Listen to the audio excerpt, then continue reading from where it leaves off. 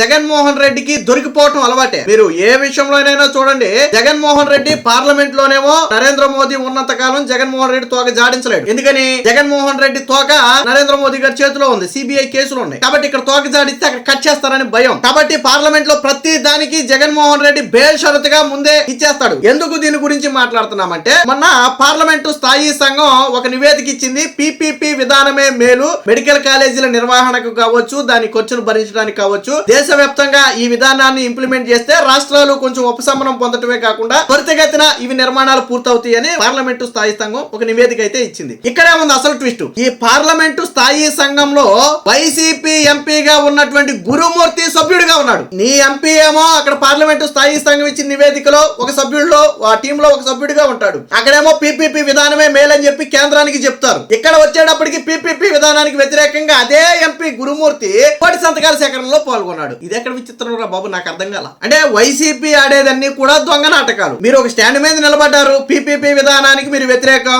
Yes, దేశవ్యాప్తంగా ఎక్కడ PPP జరిగినా మీరు వ్యతిరేకంగా ఉండాలి. పార్లమెంట్ లో రేపటి రోజు ఇంకా అయిపోవాలా, జగన్మోహన్ రెడ్డి కథ ముందుంది. పిపిపికి నువ్వు వ్యతిరేకం అన్నప్పుడు కేంద్రంలో వచ్చినప్పుడు కూడా నువ్వు వ్యతిరేకంగా ఉండాలి కదా. నీ ఎంపీ కేంద్రంలో పార్లమెంట్ స్థాయి సంఘంలో నీ ఎంపీ ఉన్నప్పుడు దాన్ని వ్యతిరేకించాలి కదా. అక్కడేమో ఆమోదం తెలపటం ఏంటి, ఇక్కడికి వచ్చి కోటి సంతకాల సేకరణలో పాల్గొనడం ఏంటి, నాకు అర్థం కాల. వైసీపీ ద్వంద్వ అంటే ఇది ఎవరికీ తెలియదు. పార్లమెంట్ స్థాయి సంఘంలో మా ఎంపీ ఉన్నాడని ఎవరికీ తెలియదు కాబట్టి మేము పాల్గొంటాం.